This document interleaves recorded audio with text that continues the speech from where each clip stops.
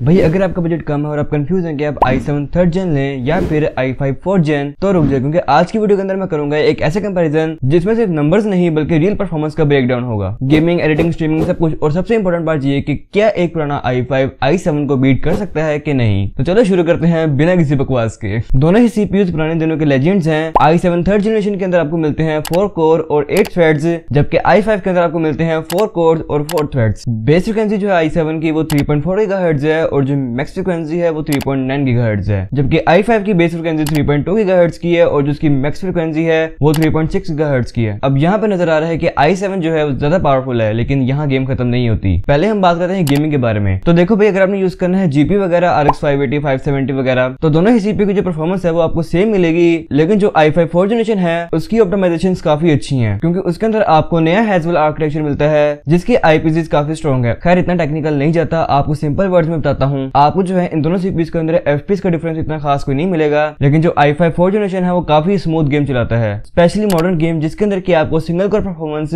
ज्यादा चाहिए होती है, तो उसके अंदर आपको i5 4th जनरेशन ज्यादा अच्छा फ्रेम टाइम और स्मूथ एक्सपीरियंस देगा। आसान अल्फाज में बताता हूँ कि जो i7 3rd जनरेशन है वो मल्टीटास्किंग के लिए काफी अच्छा है, लेकिन अगर आपने करनी है गेमिंग तो उसके लिए लें आप i5 4th जनरेशन। मल्टीटास्किंग का मतलब ये है कि आपने एक साइड क्रोम खोला हुआ है, एक साइड गेम खेल रहे हो, मल्टीपल एप्लीकेशन यूज कर रहे हो, तो उसको हम कहते हैं मल्टीटास्किंग। तो उसके अंदर जो है आपको ज्यादा कोर्स और ज्यादा थ्रेड्स चाहिए होते हैं, तो इसलिए आप लें i7 3rd जनरेशन। लेकिन अगर आपने करनी है सिर्फ गेमिंग, प्योर गेमिंग करनी है, गेमिंग ही करनी है और कुछ नहीं करना, तो आप लें i5 का 4th जनरेशन। तो अब हम बात करते हैं इनकी एडिटिंग परफॉर्मेंस के बारे में। तो यहाँ पे जो बात है थोड़ी उल्टी हो जाती है, क्योंकि एडिटिंग के अंदर आपको चाहिए होते हैं ज्यादा कोर्स, ज्यादा थ्रेड्स, जो कि हमारे पास i7 3rd जनरेशन के अंदर है। तो इसलिए हमारे पास एडिटिंग के अंदर i7 3rd जनरेशन ज्यादा अच्छा परफॉर्म करता है as compare to i5 4th generation. i7 3rd generation आपको प्रीमियर के अंदर ज्यादा अच्छी एक्सपोर्ट टाइम देता है as compare to i5 4th generation. तो अगर आप करते हो कलर ग्रेडिंग और मल्टीपल लेयर्स का काम करते हो, तो आप लें i7 का 3rd जनरेशन, जो कि आपको काफी अच्छी परफॉर्मेंस प्रोवाइड करेगा एडिटिंग के अंदर। और अगर आप कंटेंट क्रिएटर हो तो भी आप i7 का 3rd जनरेशन लें, क्योंकि उसके अंदर आपको मल्टीटास्किंग काफी अच्छी मिलती है। आप एक साइड फोटोशॉप चला रहे हैं, एक साइड प्रीमियर चला रहे हैं, तो वो इस चीज को अच्छे हैंडल कर लेता है। अब हम बात करते हैं स्ट्रीमिंग के बारे में। स्ट्रीमिंग के अंदर दोनों सीपीयू कैसे परफॉर्म करते हैं। तो देखो, स्ट्रीमिंग के अंदर जो है आपके सीपीयू के ऊपर काफी लोड होता है, इनकोडिंग के टाइम जो आपके थ्रेड्स हैं वो काफी मैटर करते हैं। इस केस में भी i7 3rd जनरेशन जीत जाता है, क्योंकि जो इसके 8 थ्रेड्स हैं वो OBS के लोड को इजीली मैनेज कर लेते हैं, जबकि जो i5 4th जनरेशन है वो बौखला जाता है, उसको समझ नहीं आती क्या करना है। क्योंकि स्ट्रीमिंग के अंदर भी आपको चाहिए होते हैं मल्टीपल कोर्स और मल्टीपल थ्रेड्स, जो कि आपको i5 में कम मिलते हैं as compare to i7 3rd generation. अब हम बात करते हैं जिसके बारे में कोई बात नहीं करता, यानी कि इंटीग्रेटेड ग्राफिक्स। तो देखो, अगर तो आपने गेम खेलनी है बगैर ग्राफिक्स कार्ड के, या फिर ग्राफिक्स कार्ड के पैसे भी आपके पास नहीं है, आपने बाद में लगवाना है जीपीयू, तो उस केस में आपको दोनों सीपीयू बगैर कार्ड के कैसा परफॉर्म करते हुए मिलेंगे। तो i7 3rd जनरेशन जो है उसके अंदर आपको HD 4000 के ग्राफिक्स मिलते हैं इंटेल के, और जो i5 4th जनरेशन है उसके अंदर आपको इंटेल HD 4600 मिलते हैं। इंटेल HD 4600 थोड़ा सा अच्छा कार्ड है, यानी कि अच्छा जीपीयू है integrated as compare to Intel HD 4000। हल्की गेम्स वगैरह CSGO, Valorant और GTA 5 वो भी आप इसको लो सेटिंग्स के ऊपर चला सकते हो। हाँ, HD 4000 भी कुछ हैंडल कर ही लेता है, लेकिन उतना अच्छा नहीं करता जितना HD 4600 करता है। तकरीबन आपको 10 से 15 FPS का या 5 से 10 FPS का गैप मिलता है दोनों के अंदर। तो अगर आपने अभी जीपीयू नहीं यूज करना, जीपीयू बाद में पेयर करना है, तो आप क्लियरली i5 4 के साथ जाएं, जिसके अंदर की आपको अच्छी परफॉर्मेंस मिलेगी गेमिंग के अंदर। अब हम बात करते हैं इनकी अपग्रेडेबिलिटी के बारे में। तो अपग्रेडेबिलिटी के अंदर आपका जो i5 4th जनरेशन है वो काफी अच्छा रहता है, क्योंकि उसके अंदर आप बाद में फ्यूचर के अंदर